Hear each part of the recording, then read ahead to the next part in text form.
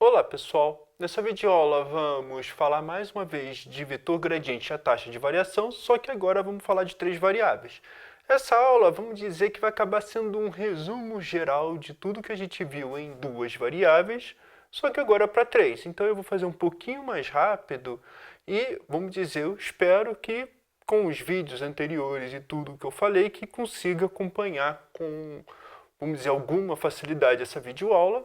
Caso tenha dúvidas, em cada uma, vamos dizer, das passagens, eu vou colocar sempre um link, um card para dizer, olha, recomendo assistir o vídeo tal, se tiver com dificuldade para entender, essa situação toda. Então, é mais um apanhado geral no fundo e também para aproveitar e vamos generalizar para três dimensões logo. Então, qual é a ideia? Então, seja f uma função, vamos trabalhar de R3 para os reais de classe 1, trabalho com conjunto aberto para poder derivar, e um ponto P pertencente a U. E a gente vai trabalhar agora com V, um versor em R3. Versor nada mais é que um vetor com norma 1. Então, baseado nisso aqui, ou seja, eu preciso que seja versor para falar de derivada direcional. Então, del f del v funciona exatamente como duas variáveis, como limite, quando t tende a zero, de f de p mais tv menos f de p dividido por t. E quando isso, a interpretação geométrica é a mesma ideia. Pego o R3, fixo um ponto P em R3, aqui então vai ter três coordenadas, x0, y0, z0, e o v é uma direção.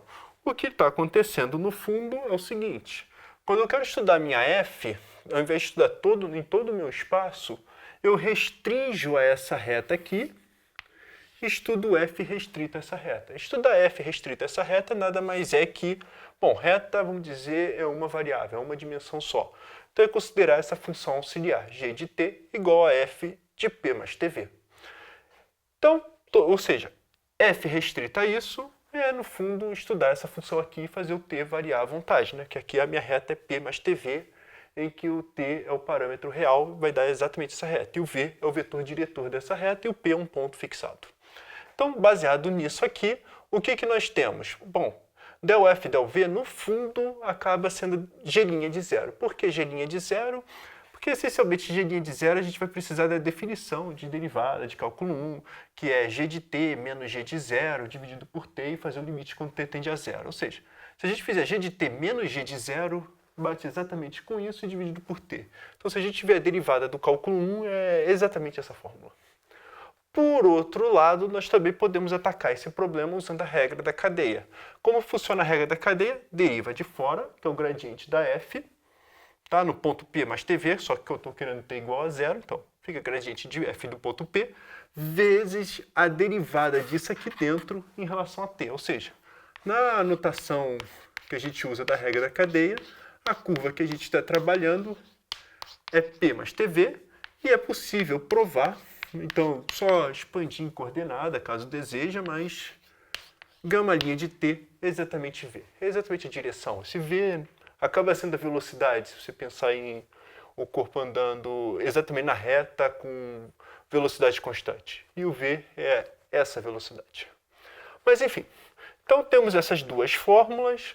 Dadas essas duas fórmulas, essencialmente imitamos tudo que a gente fez na dimensão 2, usando agora a técnica de geometria analítica, que basicamente se repete, né?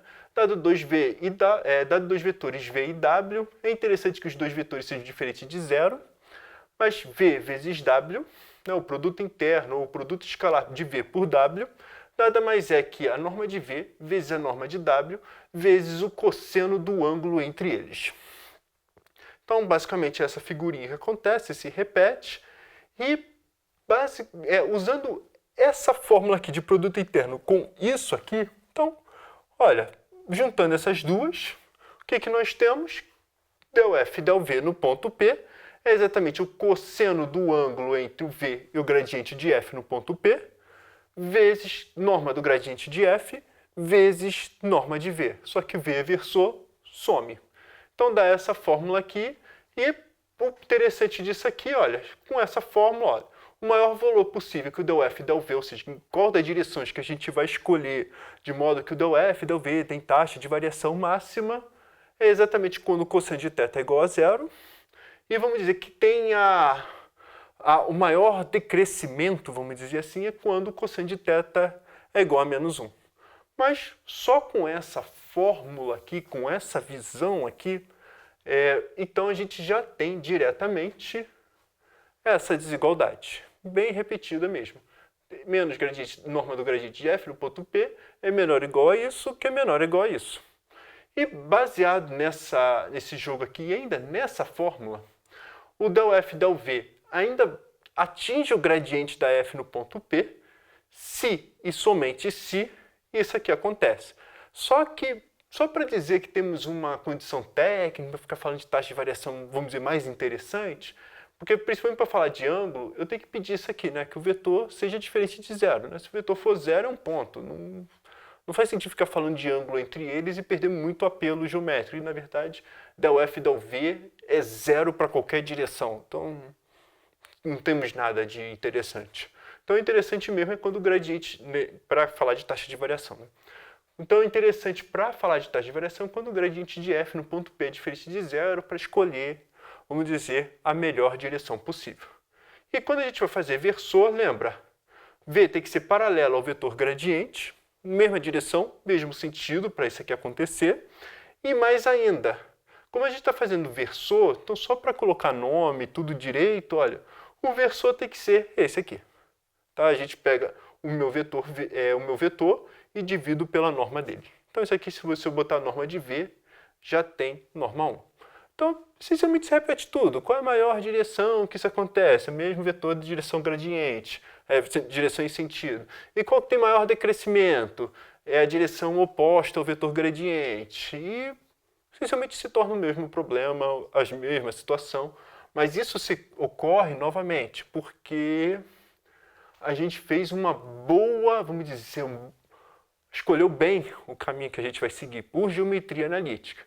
Se tentasse, dizer, seguir por cálculo, ficar pegando versor e tentar colocar coordenadas, né? Então, o que aconteceria? Versor seria, então eu teria que trabalhar com todas as norma 1 em R3 vira uma esfera. Então, se a gente quisesse, vamos dizer, parametrizar o vetor, a gente teria que dividir a esfera em latitude, longitude, meridiano, etc. Então teria, vamos dizer, um pouquinho mais de conta ainda.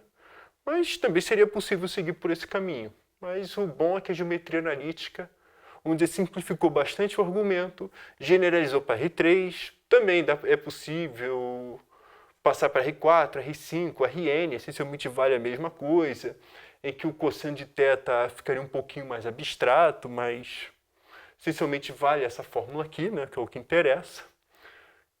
E valendo essa fórmula, vale isso aqui tudo. Para R4, R5, quantos R's você em qualquer dimensão que você quer. Mas, basicamente, é isso. Temos a mesma fórmula, generaliza muito bem e, basicamente, o caminho que foi escolhido, vamos dizer, é ótimo. Funciona tudo como que a gente gostaria para todas as dimensões, basicamente. E é isso que eu queria falar para vocês.